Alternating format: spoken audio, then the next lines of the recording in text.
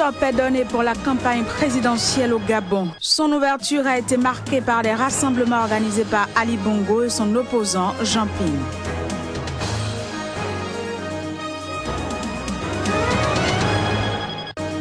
La vague de manifestations se poursuit au Zimbabwe. Les deux leaders de l'opposition ont tenu un géant rassemblement contre le président Robert Mugabe.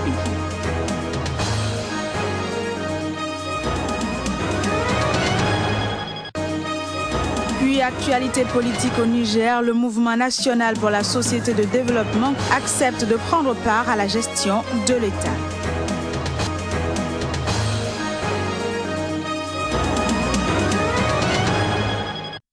Dimanche 14 août 2016, nouvelle page de l'information sur Sika. Mesdames, Messieurs, bienvenue.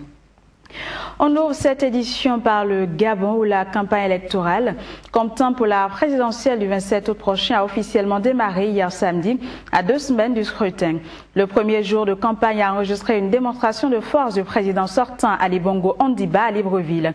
Et pendant ce temps, l'opposant Jean Ping, lui, a réuni près de 3000 personnes en 2 réunions publiques dans le centre du pays. Reportage.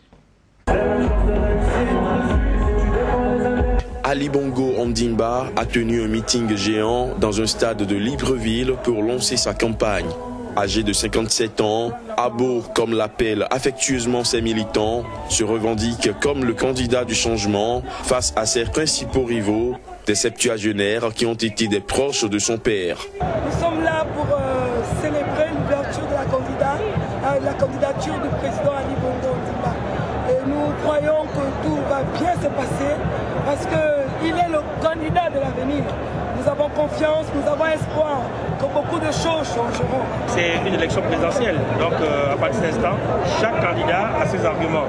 D'autant plus que notre candidat est le président sortant et déjà fort de ce qu'il a déjà fait et ce qu'il va faire dans l'avenir, nous mobilisons nous, la jeunesse derrière nous. Au premier jour de la campagne, d'innombrables affiches avec la photo du président sortant étaient également présents à des points stratégiques de Libreville, alors que ses adversaires étaient quasi invisibles.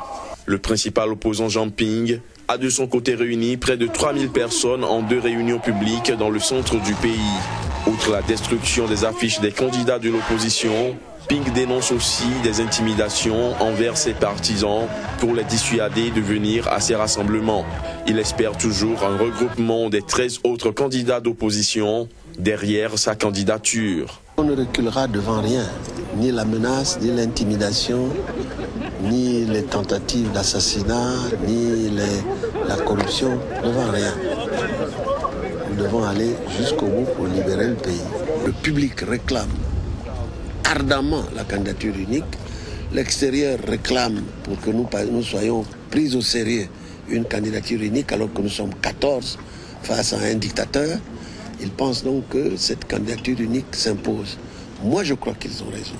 Dans un communiqué conjoint publié vendredi, les ambassades de France et des États-Unis, la délégation de l'Union européenne et le représentant des Nations Unies ont demandé aux autorités gabonaises d'assurer la liberté d'expression, d'association et de réunion, ainsi qu'un accès équitable aux médias publics lors de cette élection. Les élections générales en Zambie passées, les résultats complets officiels doivent être annoncés ce dimanche. Samedi, des résultats encore très partiels donnaient le chef de l'opposition Hakainde Hichilema en tête de la présidentielle en Zambie. Les détails. Hakainde Hichilema affirme que son principal rival à l'élection présidentielle de jeudi en Zambie, Edgar Lungu, collabore avec la commission électorale pour truquer les résultats. Ces déclarations interviennent après une campagne tendue marquée par de nombreux incidents entre les militants des deux camps. La commission électorale tergiverse en quelque sorte pour retarder l'annonce des résultats. Beaucoup de bureaux de vote ont fini avec le vote il y a 6 heures.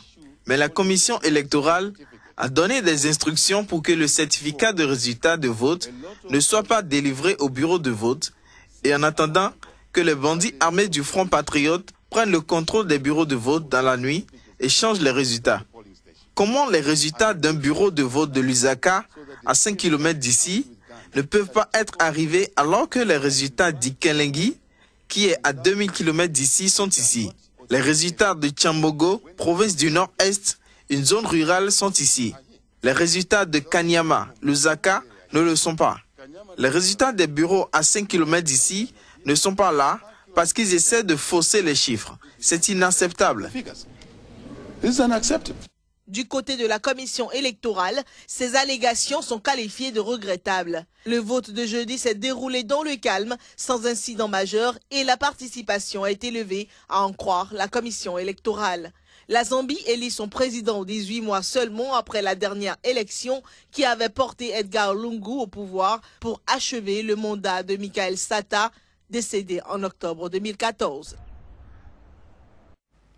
Parlant toujours des élections en Zambie, des accusations de fraude ont été lancées par le principal candidat de l'opposition, et ce alors que des résultats émergeaient à compte-gouttes.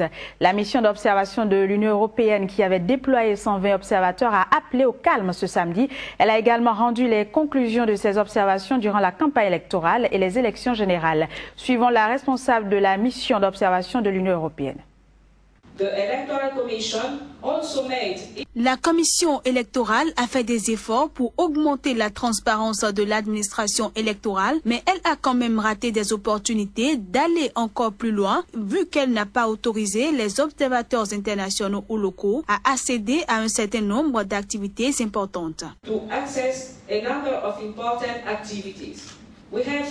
Nous avons trouvé que les médias de l'État ont systématiquement pris parti et ont échoué à couvrir de manière juste et équitable les campagnes électorales. Au Zimbabwe, les deux leaders de l'opposition ont présidé ensemble ce samedi un grand rassemblement d'union contre le régime du président Robert Mugabe. Morgan Tsvangirai et l'ancienne vice-présidente Joyce Mujuru ont protesté contre le maintien au pouvoir du président Mugabe. Ils ont par ailleurs appelé à l'union des forces d'opposition afin d'accéder au gouvernement. Le rassemblement, il faut le dire, a réuni des milliers de partisans de leurs partis respectifs, et ce sous l'œil vigilant de la police anti-émeute. Au Niger, on s'achemine vers une recomposition du paysage politique. Le Mouvement national pour la société de développement accepte la main tendue du président Issoufou Mahamadou. Le bureau politique du parti qui s'est réuni ce samedi a majoritairement décidé de participer à la gestion de l'État. Voici les explications d'Abdoul Kadri Tidjani, secrétaire général du MNSD Nassara. Nous avons examiné un travail qui a été demandé à un comité de réflexion suite à l'appel du président de la République, entre autres, relativement à notre participation au gouvernement, ou disons à la gestion du pouvoir d'État. Nous avons tenu une réunion dans la sérénité, dans la cordialité, comme dans notre habitude au niveau du MNSD Nassara, et de manière responsable,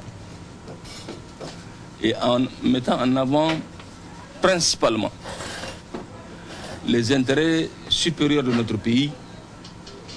Le bureau politique national a décidé de répondre favorablement à l'appel du président de la République.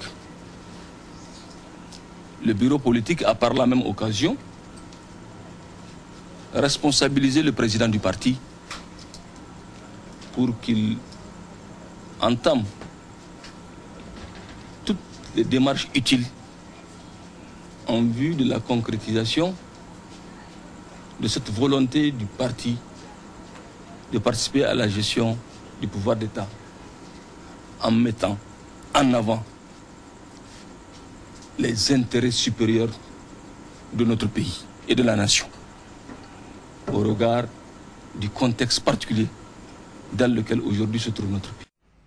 Direction le Nigeria, où l'avocat du leader pro-Biafra incarcéré Nandi Kanu affirme que son client n'a aucun lien avec le mouvement pour l'émancipation du Delta du Niger, ni aucun autre groupe militant qui serait en train de négocier en son nom avec le gouvernement nigérien. Il demande par ailleurs sa libération. On le suit. Vous vous souviendrez aussi que son Excellence Afa Ademola de la Haute Cour fédérale d'Abuja a rendu une ordonnance le 17 décembre 2015, lorsque le tribunal a ordonné au service de sécurité de l'État de libérer sans condition Nandi Kanu. Ce ne fut pas un ordre de le libérer en attendant le dépôt d'une autre accusation portée contre lui. Cette ordonnance, rendue par son éminence le juge Ademola, n'a toujours pas été respectée jusqu'aujourd'hui.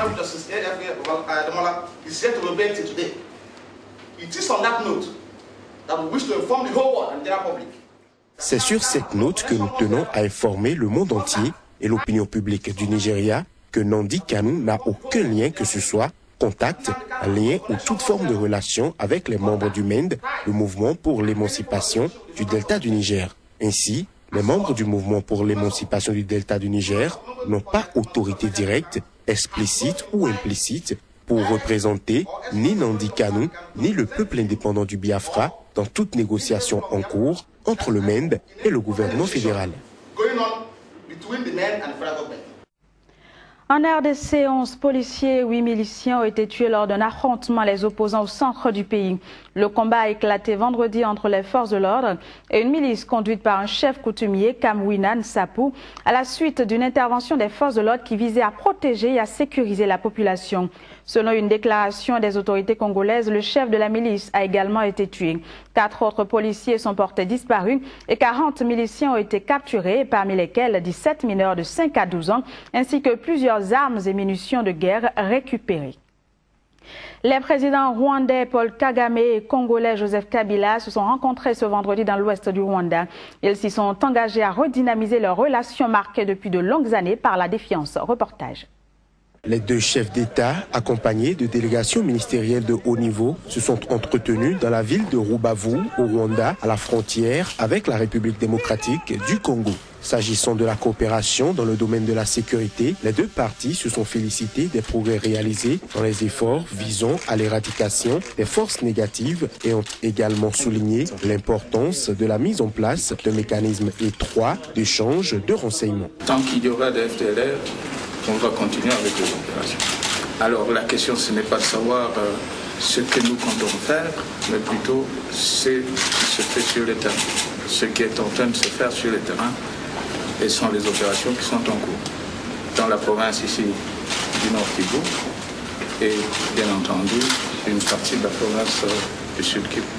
Outre le volet sécuritaire, les présidents Kagame et Kabila ont convenu vendredi de renforcer la coopération des deux pays dans les domaines du commerce transfrontalier et de l'énergie, notamment dans l'exploitation du gaz méthane dans le lac Kivu. Ils se sont également engagés à des efforts mutuels pour la redynamisation de leurs relations bilatérales, notamment par l'intensification des relations diplomatiques entre leurs deux pays.